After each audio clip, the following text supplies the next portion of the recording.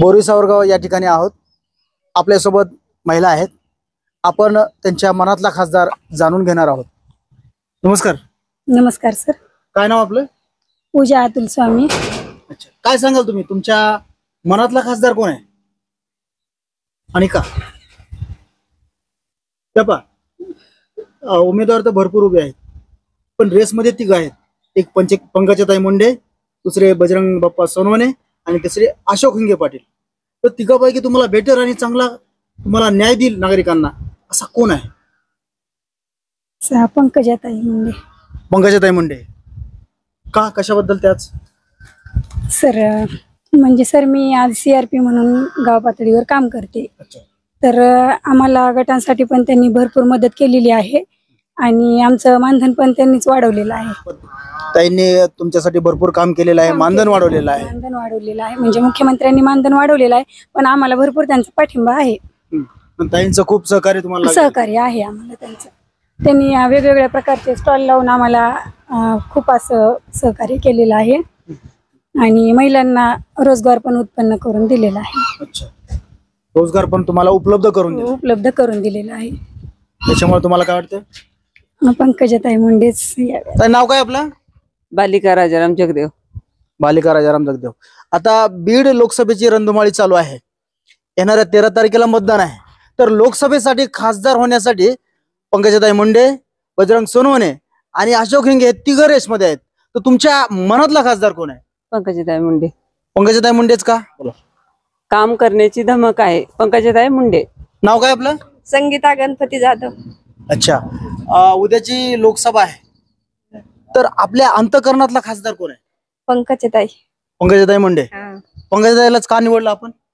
सगळे काम करतात, रोडचे, नळाचे, आपल्याला योजना आहे ते देतात। अच्छा, म्हणून आम्हाला पंकजाताईलाच करायचं। म्हणून तुमच्या मनातला खासदार पंकजाताई मुंडे। सनई या ठिकाणी आलेले आहोत। या ठिकाणी ग्रामस्थ बसलेले आहेत। आपण त्यांच्या मनातला खासदार कोण आहे हे जाणून घेणार आहोत। नमस्कार सर। काय नाव आपलं? बाबूराव मनोहरराव डांगे। अच्छा, काय वाटतं तुम्हाला बीड लोकसभेबद्दल? दोन्ही नेते चांगले, बजरंग सोनवणे आणि पंकजाताई। लोकांचा कल जास्त मोदीकडे जायचं, काही लोकांचा कल सोनवणे साहेब। तुम्हाला काय वाटतं, तुमच्या मनातला खासदार कोण आहे? मनातला खासदार पंकजाताई। पंकजाताई।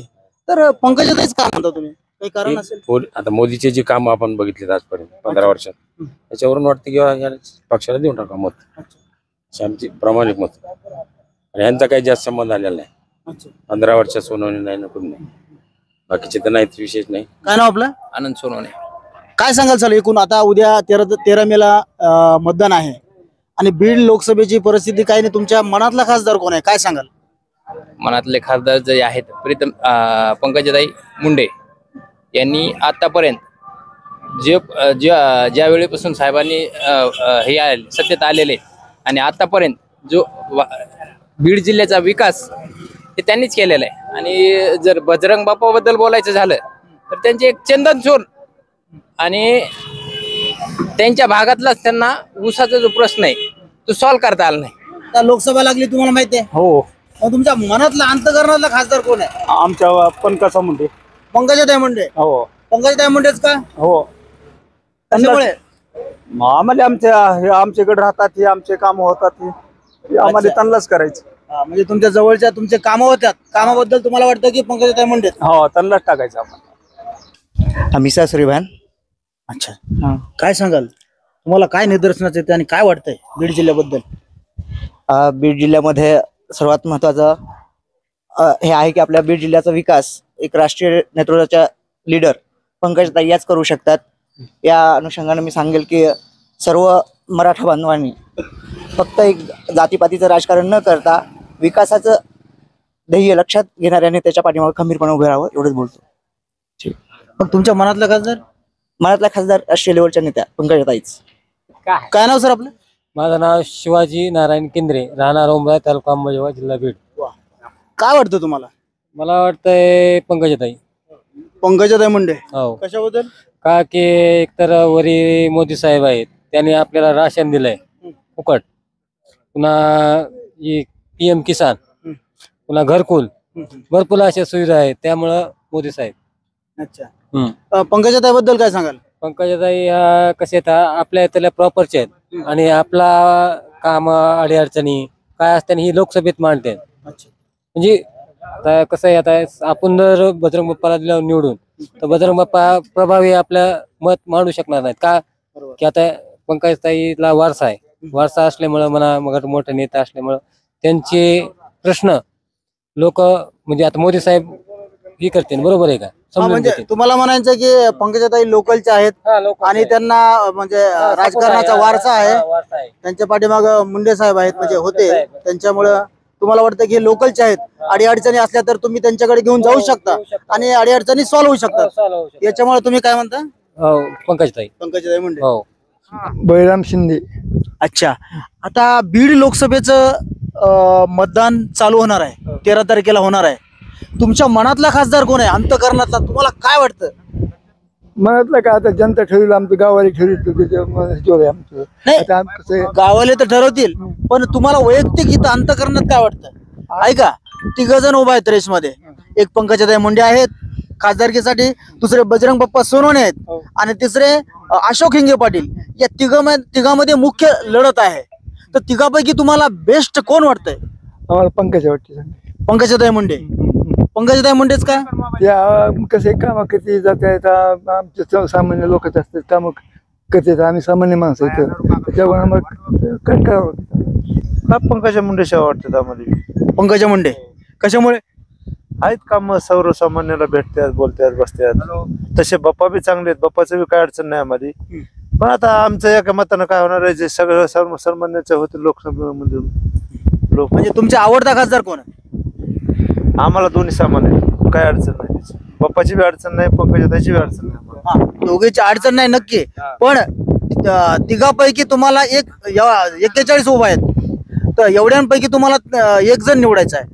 तर आता 3 नावामध्ये रेस आहे, पंकजाताई मुंडे, बजरंग बाप्पा सोनवणे आणि अशोक हिंगे. तर तिघापैकी काय नाव येईल तुमचं पुढं? पंकजा मुंडे. शेख मुर्तुजा कठुमिया.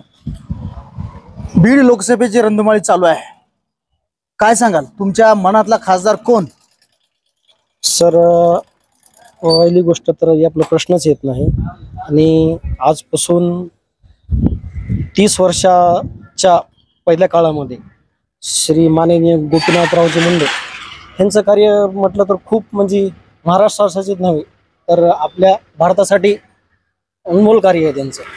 राहिली गोष्ट आपलं पंकजाताईची, तर पंकजाताई एकदम खासदारकीसाठी करेक्ट उमेदवार आहे आणि तेच निवडून येणार आहेत. त्याच्यात काय सांगाल तुमच्या मनातला खासदार? पंकजाताई. कशामुळे? कारण त्यांचे कामं चांगले आहेत आणि जर निवडून आले तर पुढच्या म्हणजे जेव्हा केंद्रीय मंत्रिमंडळ आहे त्याच्यामध्ये त्यांना 100% स्थान मिळणार आहे. अच्छा. कारण समजा इतर जर निवडून दिले, समजा इथले स्थानिकचे, त्यांचा काय उपयोगच होणार नाही ना. अच्छा. त्यांना मंत्रिपद 100% भेटत. आणि आमचा जो समाज आहे, बहुजन समाजाचा आहे, मी एससी, ते 100% ताईंच्या पाठीमागे आहे, मी म्हणजे सांगू शकतो. मी श्रीराम सोनवणे. अच्छा. काय सांगाल तुमच्या मनातला खासदार कोण?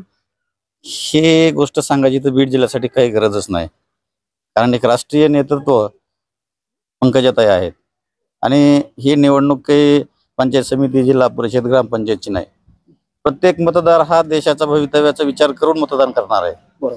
त्यामुळं आणि पंकजाताईचं नेतृत्व असं आहे की ते उठ बस मोदी असतील, शहा असतील, जे राष्ट्रीय लेवलचे नेते त्यांच्याशी असल्यामुळं बीड जिल्ह्याचा जर खरा विकास कोणी करू शकत असणार आहे तर त्या पंकजाताई आहेत. सध्या लोखंडी सावरगाव या गावात आहेत, नागरिक काही आपल्यासोबत बसलेले आहेत, यांच्याशी आपण चर्चा करणार आहोत.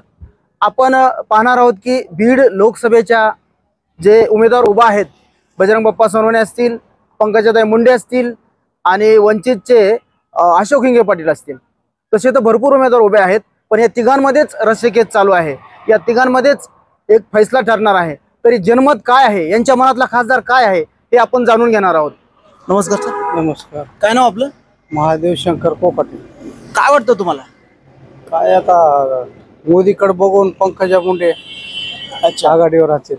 पंकजा मुंडे आघाडीवर राहतील असं मला वाटतं. तर कशाबद्दल तुम्हाला वाटतं तसं? एक शांतिस्फूल उमेदवार, त्रास नाही समाजाला. अच्छा.